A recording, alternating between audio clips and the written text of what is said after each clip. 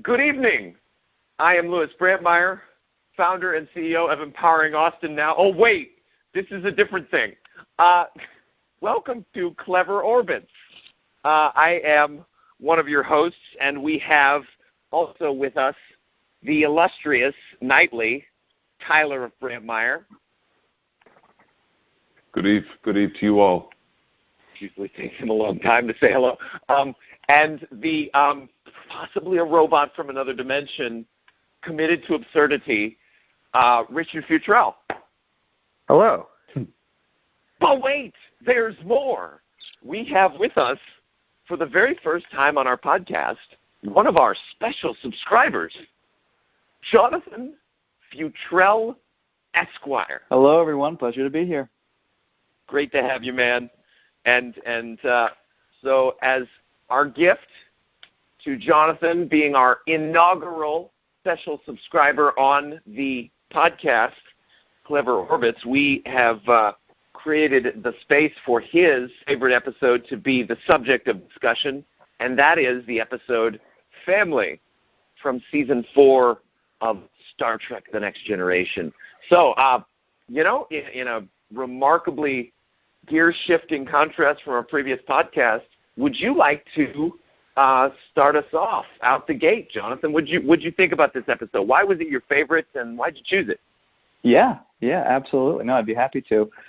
So I am a latecomer to Star Trek, so I've been working through the various series and, getting through the episodes. So I can remember when I was going through Next Generation, one night I came home and it was, I think, of course, the best of, this is the follow-up to the Best of Both Worlds, so that had been airing the night before, and then, that's an intense episode, or I guess two-part episode, I should say, and then this episode comes on, and it was so different, and it was surprising, and it was just something kind of humanizing, I thought, to do with the characters. We've got, of course, the post-traumatic stress storyline with Picard, and how is he going to deal with that? He's going to go see his family, and then we had the two sub-family stories of Worf and then the Crusher family. But again, I really appreciated the way they humanized the characters. It was kind of a relief, a kind of special way to acknowledge the intensity of the previous two episodes and deal with that, and not in a flippant way. It's a really satisfying episode, the way that, maybe almost, a little borderline cheesy at times, so everything gets resolved so quickly, but it really worked. It ultimately it worked. And then it also, adds this kind of hopeful ending, which was one of my favorite things about Star Trek, and, the young boy kind of looking up at the ending into the ethos. And, so that kind of is kind of my general thoughts of kind of where my joy, interest in this episode comes from. Love that.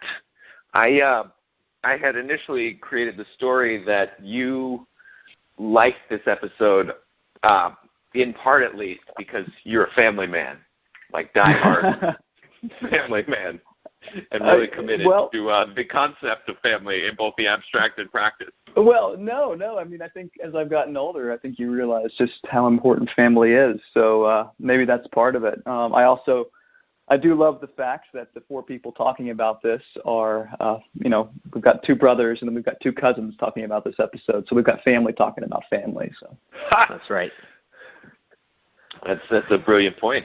I liked this episode because it does all that you say, 100%. You're spot on the nose. But also because it showcases some of the greatest, I think, acting that you ever get from Patrick Stewart as Jean-Luc Picard.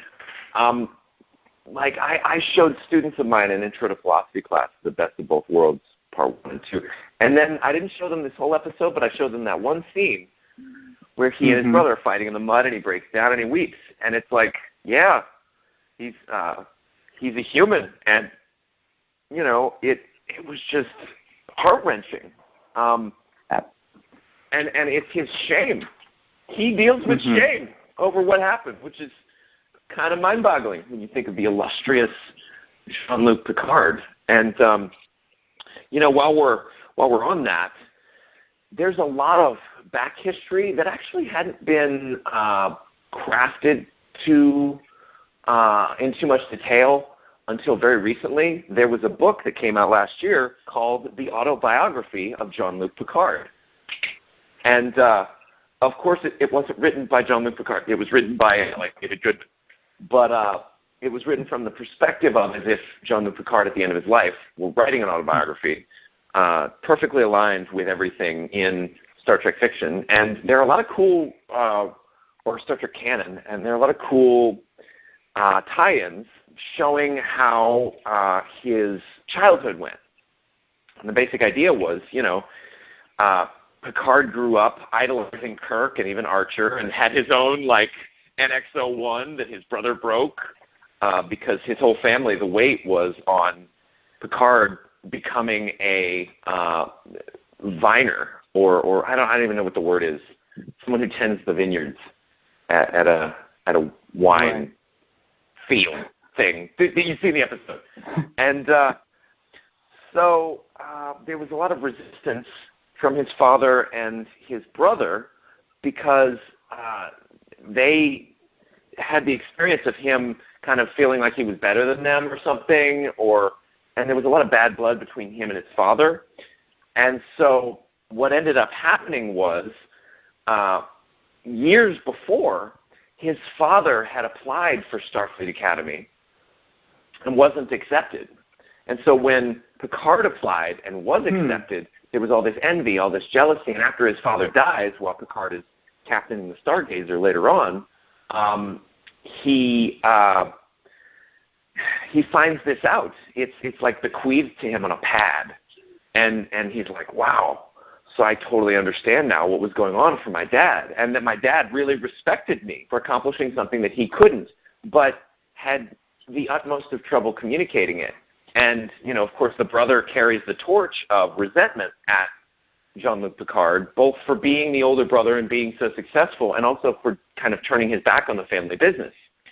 That would make sense. That goes along with that idea of why his brother, and I guess his father before him, is so resistant to the future, resistant to technology. Maybe he felt rejected by what he could not get. Yeah, I'm going to reject it myself because it's rejected me, kind of. Mm-hmm. And, there's a principle we follow here that Richard articulated really well at Quiver Orbits called the highest form of the story. So, what I've noticed with a lot of Star Trek fiction is that where the writing falters or the characterization is kind of mangled and messed up on the actual show, or usually it's more plot than characterization. Like characterization you can't do much with. Just in fiction, okay, well that was out of character, whatever. But with the temporal Cold War in Enterprise, with the last season or so of Enterprise and the formation of the Federation, there's a lot of stuff that gets redeemed in the novels. So I take this autobiography to be sort of filling in the gaps or furnishing the fine details that we don't get. It's kind of cool that it's left sort of vague in the episode, initially speaking, because we're just not sure what's going on. All we know is that they're estranged. That's kind of my opening salvo. How about you, Tyler, Richard? What do you guys think? I liked it.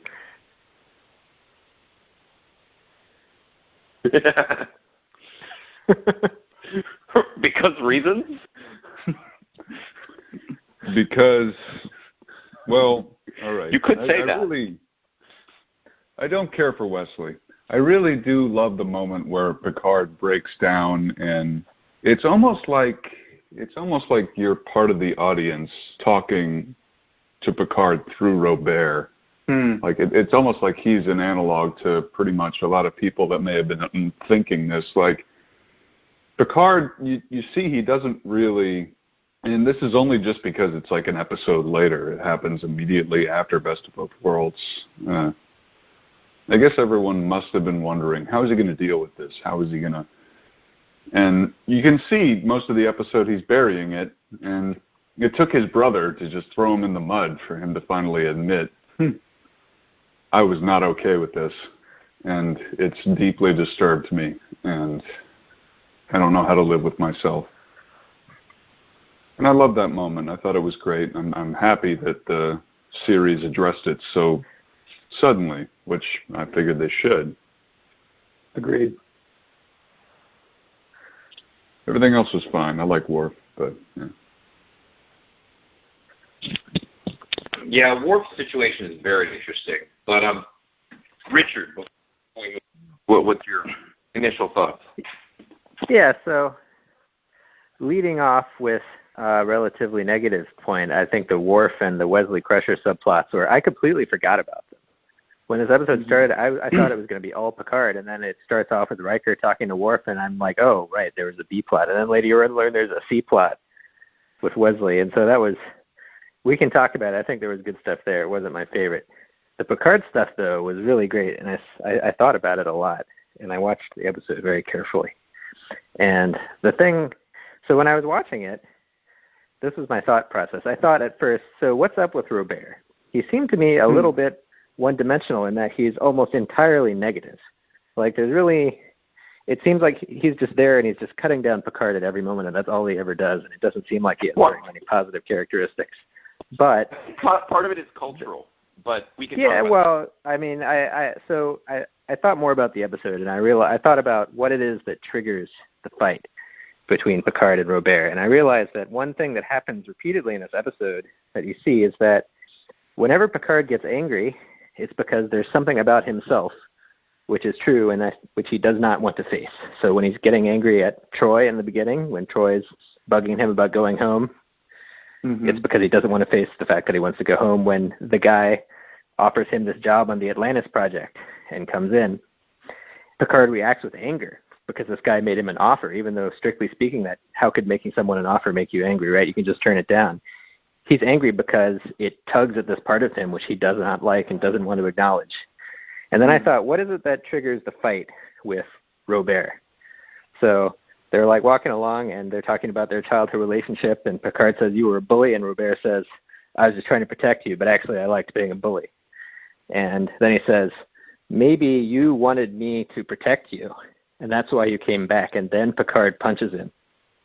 And so that, to me, that must be the thing that Picard sensed in himself and didn't acknowledge and wanted to hate, the fact that he actually wanted something from Robert. He actually wanted Robert to beat him up in some sense, to be a bully.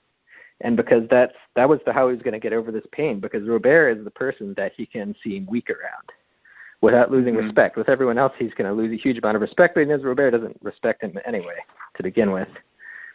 And I also thought, so what is Robert? Like, Robert is the opposite of Picard. He's the one who says, stay here, don't go out in the stars, don't grow and develop, like, look into the past, you need to focus on what you are and not what you're becoming, that kind of thing.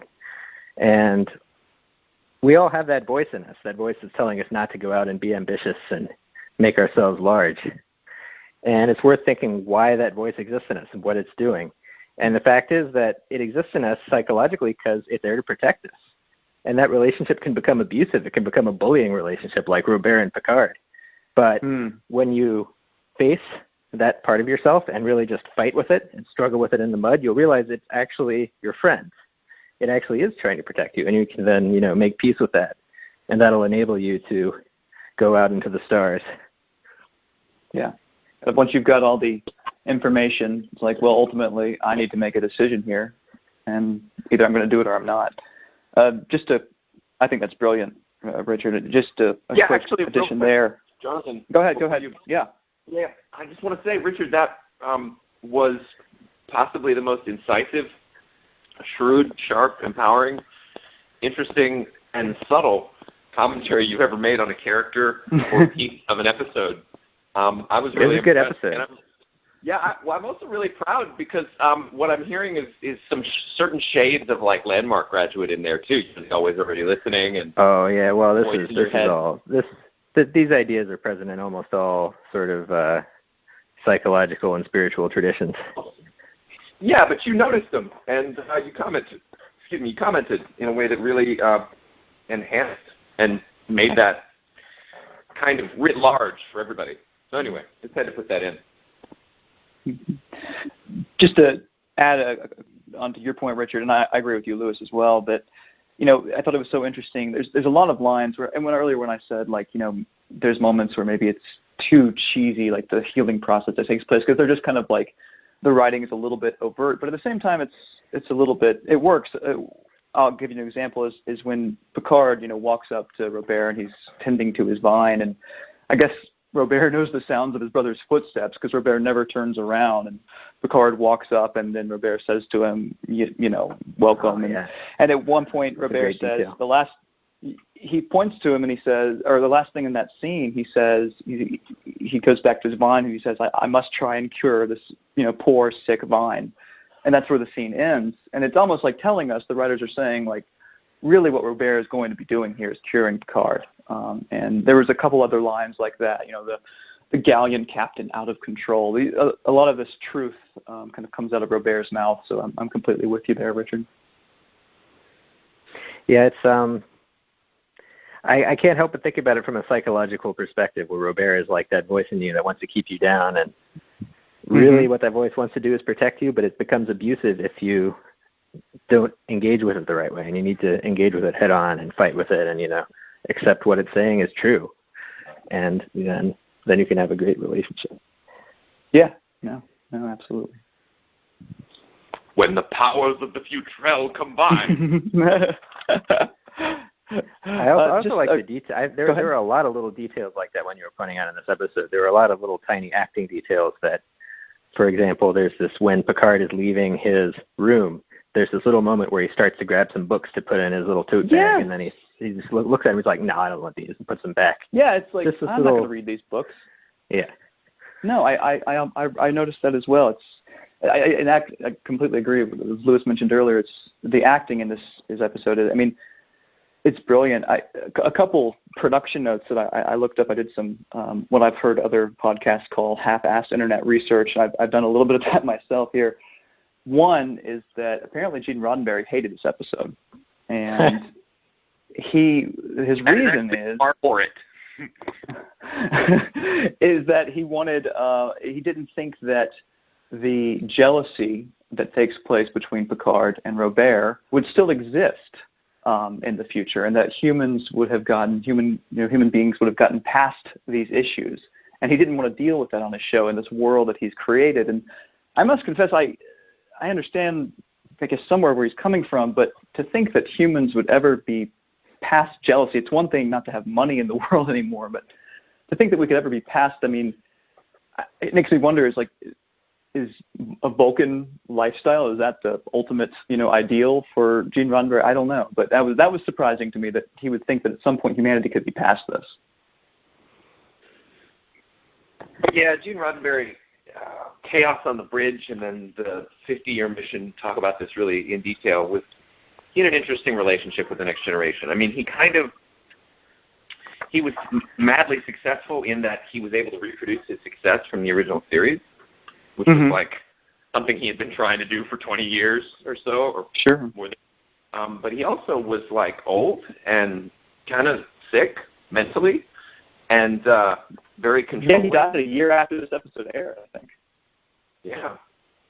So anyway, his vision, I'm glad that he had it, and I'm glad that he stuck to it, and I'm glad that he was very adamant that people follow it, because that is kind of the core kernel of Star Trek. However, just as you say, it's difficult to imagine that we will suddenly no longer have the instinctual pulls in these dramatic and interesting ways that make things not work or work badly or make us have conflict. And I think this is why politically, ethically, and socially, critically, honestly, the world illustrated in Deep Space Nine and the way that the characters relate to each other there is probably the closest we'll get to a Star Trek committed kind of articulation of humanity, in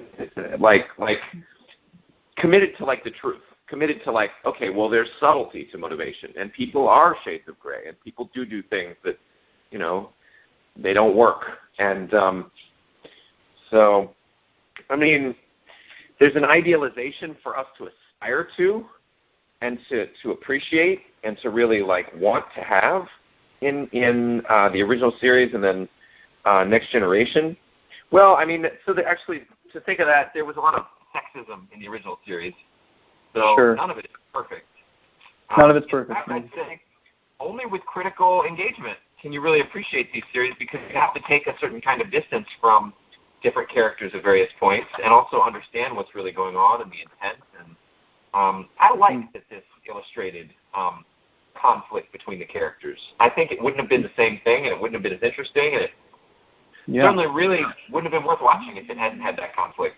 And the fact that it was an internal conflict writ large, or made more palpable, as you both kind of pointed to, it's what makes Star Trek valuable. Like we get to look inside ourselves and be like, hey, what's going on there, and how would it be provoked by certain kinds of situations, and what can we learn about ourselves from these stories wherein that happens?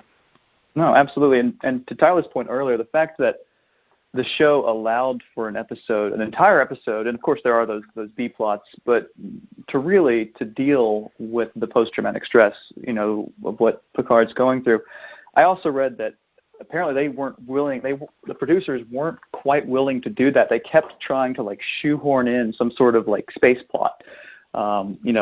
Whether it was like somebody dreaming something that was happening on the bridge or whatever it was, and finally they were like, "This isn't going to work. We just need to let the episode be what it was." And apparently, it was the lowest rated episode of that season. So it might not have been the excitement. And one other criticism that came from Mr. Roddenberry was that this episode didn't have enough action or jeopardy in it. So it was a risk, but I mean, I think it stands as just a brilliant episode. And Richard, to your point, I'd actually read some reviews where multiple people were commenting there was no need for those B plots, and if they had really taken the risk and just given it entirely to Picard's storyline, it probably would have been better. But it still comes out as a really well done piece. It's definitely a top episode. So I was reading Jamal Episcopon's review on jammersreviews.com, which is really great. Yeah. Still highly recommend it. He's talking about how this is a character show. It's a show where nothing really happens plot-wise. Yeah. I mean, and it's all about the characters, which is really cool. I mean, we had a Discovery episode recently that came close to this, which I won't talk about because there might be spoilers. I'm not sure. Haven't looked at my list of Discovery episodes and their production order recently. But speaking of that, what's interesting is, and this will go a slightly different direction, but The Next Generation is such a different feel from DS9 or Discovery. I mean, and then Worf, it's so different visually from DS9 to Next Gen. I mean, like, his forehead must mature over time or something. I don't know. And then Worf actually in this. So, okay, two things. I think Discovery might have made me more critical. Like, I found myself picking at bits and pieces of this episode in ways that I wouldn't have had I not been exposed to the online critical community around Discovery, I think. And then he does actually sound like a Discovery Klingon. Excuse me again. He says, "No human can truly understand my dishonor." Like, that is straight up. Like, there is a different culture going on here. You were not born in it. It does not make sense to you the way that it does to me. Go away. Leave me alone. You don't get it. And so, I mean, I think the difference between the Klingons and Discovery and the Klingons in this time period is that there has evolved, or there has arisen in a certain number of them, probably because of the incident at Narendra 3 with the Enterprise C sacrificing itself so that the Klingons could, survive. There's been a willingness to permit humans to begin to understand, or to come understand at their own pace, and okay, I can live amongst you. I mean, it's mostly in Worf. It really is. And then you see in DS9, he kind of stands for and embodies the possibility of humanity kind of understanding Klingon culture and Klingon society. It was kind of cute, him with his parents thought that was, a little bit fun. Yeah. And go ahead. Oh, no, I was just going to agree with you. I think they did their best with the kind of they made it a very heartening kind of, and what could have been very silly. So with this, at first, before I heard what you guys said about it, it felt like a digression, because in DS9 and Discovery you have a lot more shades of gray, and here it felt like much clearer, but there is a kind of subtle articulation of human motivation here that's really cool. So there's a lot of small things. I liked the entertainment center of display screens in Picard's room on the Enterprise. I was just look at all those. You wake up with all of those beeping and blinking.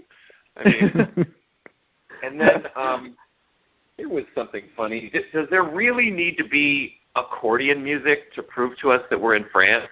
Yeah, so here's another issue with France. How come they don't have French accents? Oh, I know. Yeah, I know. And yeah. To that point, they say Louis, and then they say Louis, and then I think they say Louis again. Yeah. Looks like France hasn't been able to retain much of its cultural integrity. Looks like Robert's onto something. Well, I guess that's always been one of the things with, having Patrick Stewart, this, amazing British actor playing a French guy. I guess they were like, we're not even going to try with the accents. Let's just give him a name. Well, in the first season, he kept saying things like "grand," and I think he even said "merde" at one point. But then they dropped that pretty fast. Enough of that. Don't even try. That's ridiculous. Yeah. I don't think there's an answer for that. It's just a thing. I think there. it's who noticed the map painting in the background in the Vine scene? It was really clearly a matte painting. Yeah, yes. I noted that.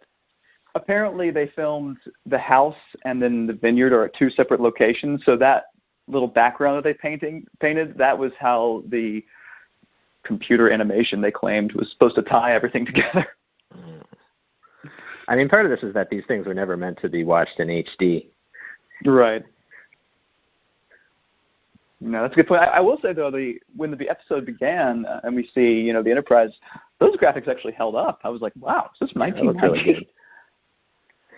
They updated the graphics for the HD DVD re-release. Oh, okay. There it is. Those are not the 90s graphics.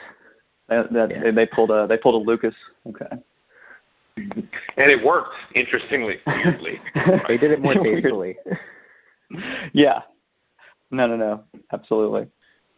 So there were a couple other pieces that were really kind of funny for me. The fact that Robert is just generally a dick. Life is too convenient. I mean, come on, man. You hate all of modern society.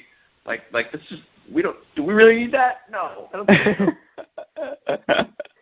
And then two pieces. One, who else noticed Worf's insane chair? Oh my gosh, yes. I was like, what is this? And he has that mirror that is just next to the chair. Is that mirror just for him to gaze into it and reflect upon things? Pardon the pun. What was the point of that? I think it may have been a very intricately complicated apparatus for him to have a seat and shave. I guess so. Oh yeah, that was. I mean, it looked like that might have been what he was doing when we first see him in it. So. Yeah. I guess because I guess his mom had mentioned earlier in the episode, your hair's getting long, and he's kind of picking at his hair. And then finally, okay, these are two things that I'm not really upset about. I just like noticing them and having a laugh because the movie uniforms from Star Trek 2 and Star Trek 3 and 4 and 5, they have this kind of sweater turtleneck thing going on, and then they've got the outer jacket you can take off. Mm-hmm. And for Wesley's dad, he just has the outer jacket. They're just like, well, we're just going to... That's how these uniforms will evolve. People will just get hot, and they'll start not wearing the sweater. I think there might be some other people who wear it that way. Other Yesterday's time travel Enterprise. people, that kind of thing. And yeah, exactly. Which we did last year. That's funny. It's been a long time. That was one of our very first episodes. And then it fits right with Starfleet's obsession with changing things in terms of uniforms every 10 years or so. Sometimes changing and then changing back. Changing and changing back. I mean, maybe, yeah. Well, we have this theory that things changed for the Cage, and then they changed back for Discovery, and then they changed to something else, and then they changed back to. But whatever. And then I think, it's probably terrible to think about this, but when I saw Renee staring off into space, all I could think was he burns to death in a fire in Generation. Right. No, right. Yep. Yeah. That poor child. The writers just threw him into the furnace so they could have a cheap scene of Picard crying. Has to be a victim of flooding. Right? I mean, he was an actually decent character. He had some lines and some characterization here, and it wasn't terrible. I mean, is that actor the same kid that plays Child Picard in that later episode where they get turned into kids? No, I don't believe so. Nope. The other one was taller, like I think. I looked up what that actor's up to. Apparently, this guy's now a prominent political photographer, artist. He does art that has a message behind it or something. But I guess he didn't want to stick acting after his experience. For some reason, I thought you were going to say he was like a gigolo or something. Gigolo. I did some really deep dive research, found this guy. My final point on this episode is that Wesley, or excuse me, what's the guy's name? The guy who plays him? That guy. Will Wheaton? Thank you. Will Wheaton. Will Wheaton. As he's called in Family Guy. He's got some decent, it's okay, acting in the scene with his dad. I was kind of bummed out when he reaches out and then there's nothing there. Which, if you're recording a holo program for your son, do you really need to disappear when you're done reading the message? Or couldn't Wesley just say go back, computer, go back 30 seconds and pause? Computer, go. No. That of course, for the writers, it was more dramatic for him to just disappear without hope. Yeah, I thought that. Go ahead, Richard. One cool thing in that scene was the fact that Wesley's father is delivering this intensely personal message, but he's doing it while staring off blankly into space. Yes. That was a sort of cool, creepy thing. No, I really thought that scene was surprisingly well done. Absolutely. Him staring off blank space, I thought that actor did a wonderful job there. And then I loved how the scene is just kind of raw in that there's nothing else in the holodeck, that it's just this, black and yellow checkers that we see, just the base, bare bones. And he could have put himself in a field or something and done something cheesy like that. But I thought it really worked for this kind of haunting personal message. If I were a father, that would definitely be one of my intentions. Haunting personal message. Oh gosh. Oh man. It would be right there on my list next to changing the diapers. Just have scary faces just hanging above their crib. Haunting personal holographic message. Yeah, I mean, those second storylines. Really, the reason I love this episode is the Picard storyline. Those other two, like you say, Richard, they're forgettable. They could have been cut out. I mean, I thought there was something special about the Worf storyline in that he's, obviously dealing with this commendation, and then, so it's the Klingon part of him that's so hurt, but he's getting some healing from the little bit of human side that he's embracing, kind of saying okay, you don't have to go through this alone. This is what a human family would do, and this is what we can offer you as your parents. I thought there was kind of that humanizing part of it, and I thought that was a nice parallel to at the end when after Picard has cried and Robert says, so you're human after all. You're not just this great captain. You're actually, there's something under there. So I thought that kind of worked, but, overall I would have been completely happy if it had just been the Picard storyline. Yeah, I think the Worf stuff was a noble attempt at the Picard thing was so great. It's this like profound personal transformation, and then the Worf thing is like his parents show up and make him feel better, and they, its heart was in the right place, and there was a real attempt there to make a meaningful story for Worf, but it just couldn't compare to the Picard story. Yeah, agreed. Yeah, and then the Wesley story. Like, how much filler do you need, guys? Yeah. No, yeah, that was just throwing. And like, also, how old? I don't know how old Wesley here is, but I mean, he's like just now starting to accept his father's death, or I mean, like, it just seemed odd to me that line from Dr. Crusher. I was like, well, I mean, everyone grieves in their own way, but 10 years or something. Yeah, I mean, he's been 4 years on the Enterprise, and definitely 5 years or so, at least according to the books and stuff, on Earth or whatever.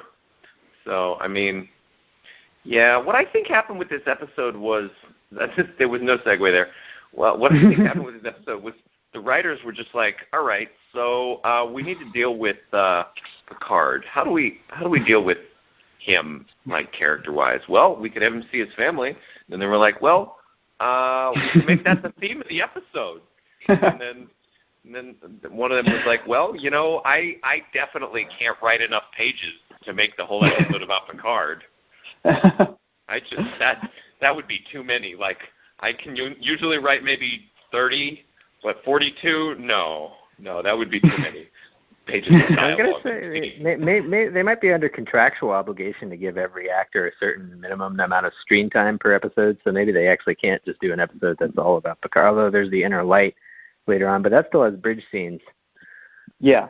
So they might have, yeah, interesting. High. Just think, Riker shows up for a lot of ones. Yeah, he says hi. This is the only episode, though, that doesn't. Yeah. There's no Data in this episode. Apparently, this is the only episode where Data doesn't show up. Really? He's visiting his family, which is nothingness. Well, I thought about that, and I was thinking about that. I was like, well, Data could have been an interesting character to bring into this, but he's got his own episode about family. Come on, he gets his own episode, the very next episode. The very next episode is all about him, his father and his brother. Right, right.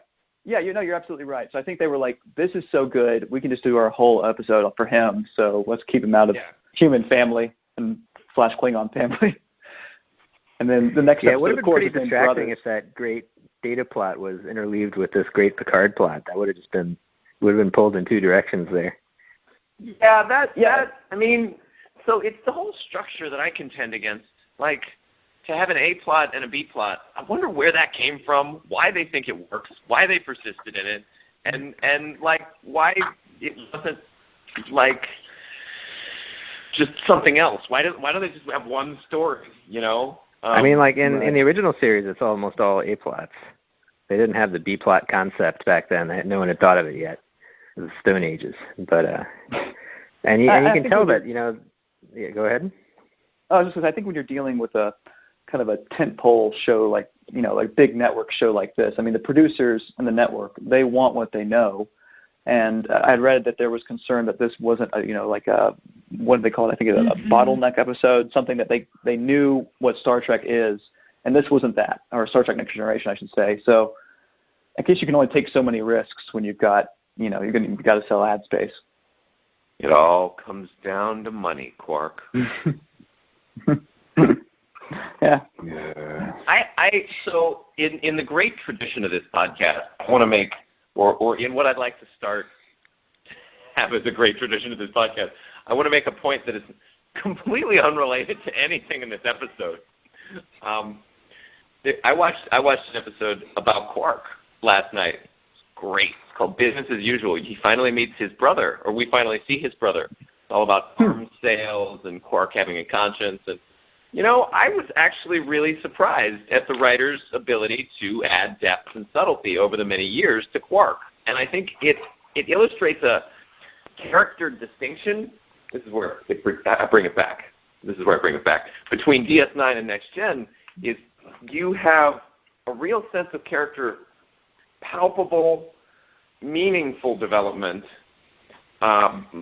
over the course of the DS9 arc. But in Next Generation, because of how they needed the show to be, it had to reset basically every episode, and it had to end up with them kind of being the same thing, so that we're all comfortable and we get what we expect. So that said, it's an interesting way of having character development to have this episode do what it does, to have like, all right, we're going to at least take some time for stuff to happen to this character. Like this is a meaningful shift in how he views himself. It may ultimately resolve itself and turn into him being who he was before the Borg came and assimilated him.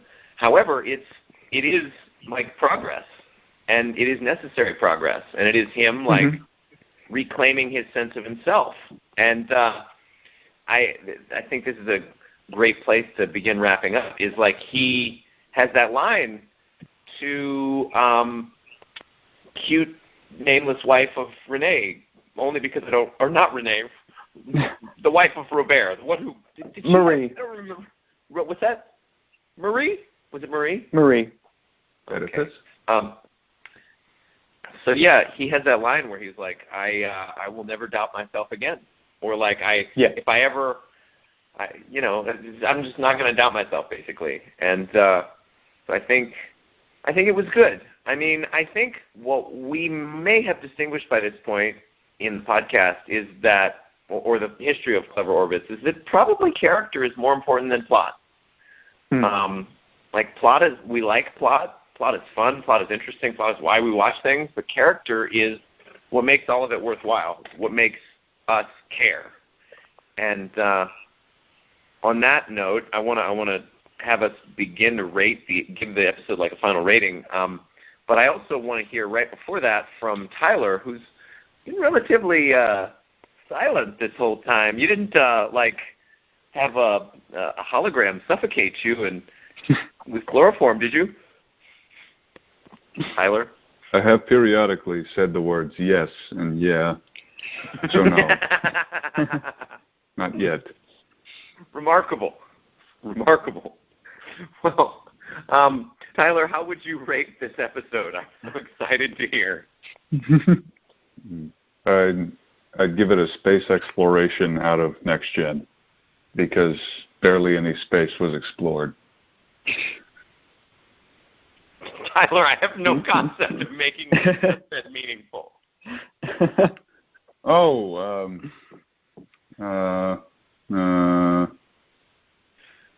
don't know. It can't be a letter. Well, it can be a letter, and it can be a number. Oh, good. I have choices. Let's see. Family. I'd give it an 8 out of 11. Because there was, just like that's too many numbers to have a rating out of. There were too many things going on in this episode. It should have just been Picard and maybe Worf stuff later in another episode. But then again, it would have been like, hey, 4th season is all about family. And that's just the same episode.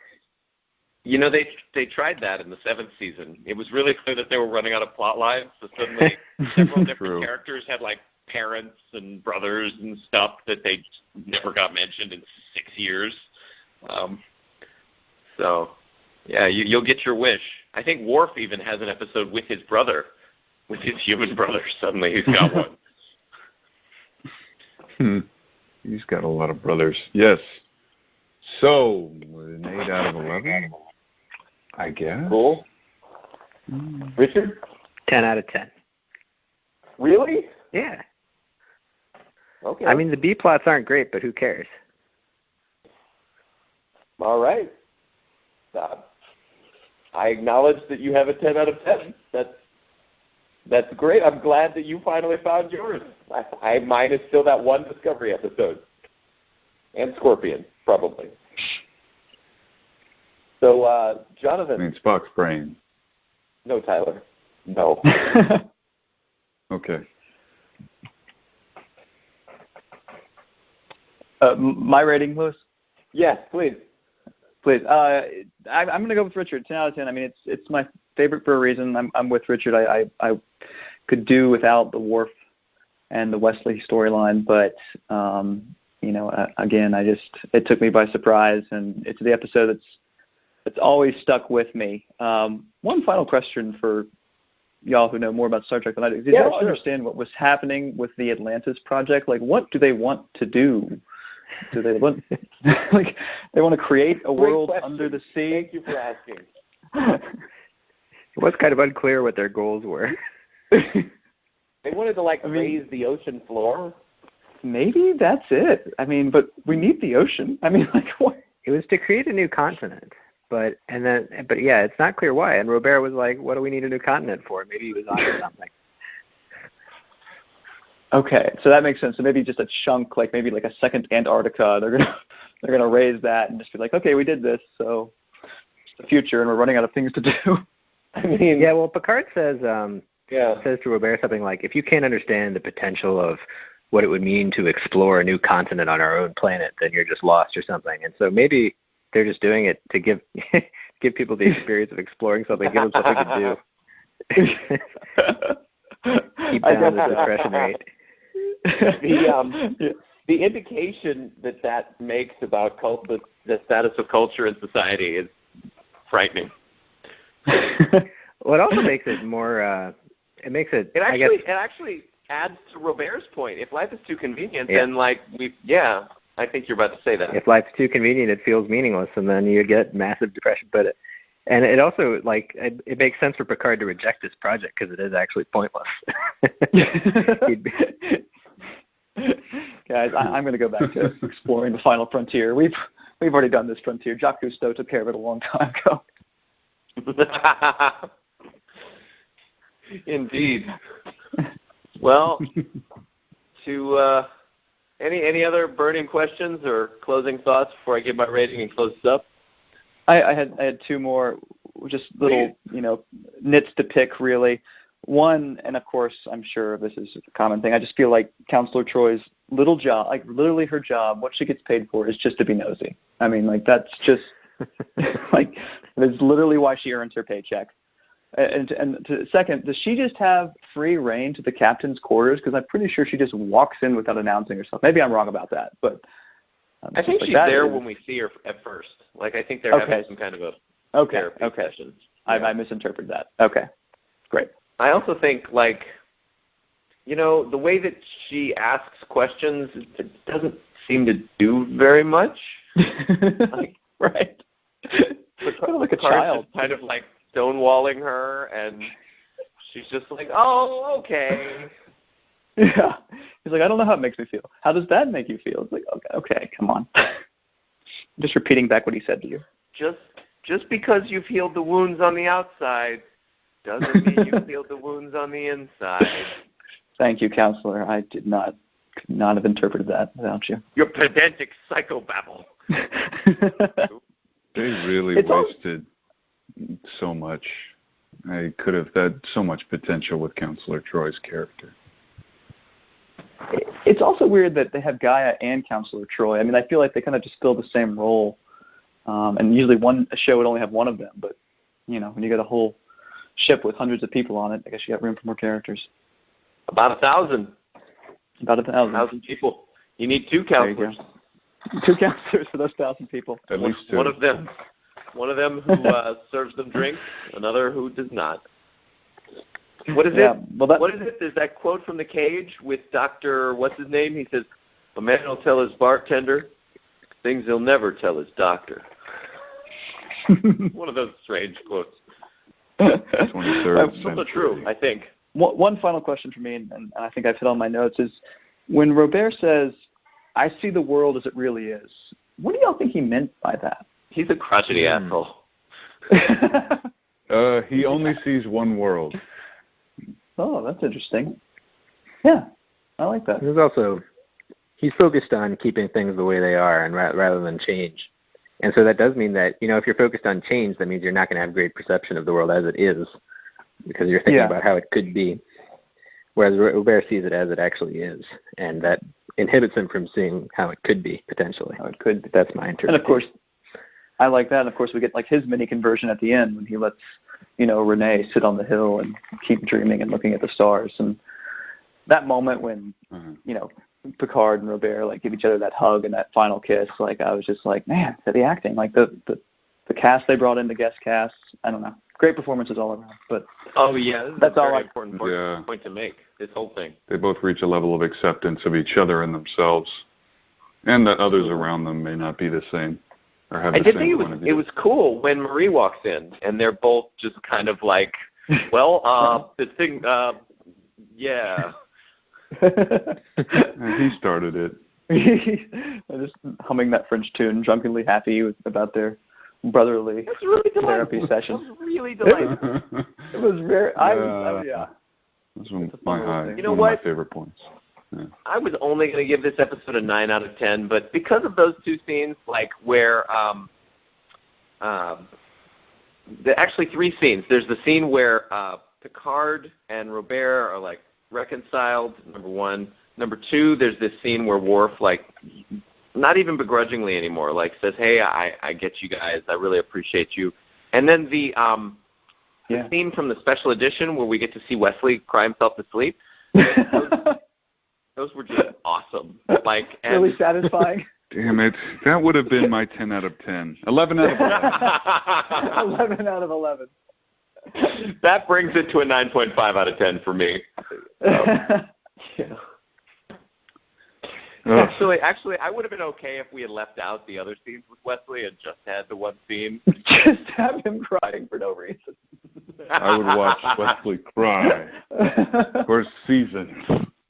That would have been truly avant-garde work. Like, It's the kind of thing Robert would want to watch. Same thing every year. It never changes. I like when every Christmas he sits down and watches an ancient television where Wesley cries. I like when he huddles in that corner. I like when he huddles in the bed. That's Robert's 11 out of 11. I love it when his eyes start to burn because he's sweating and crying.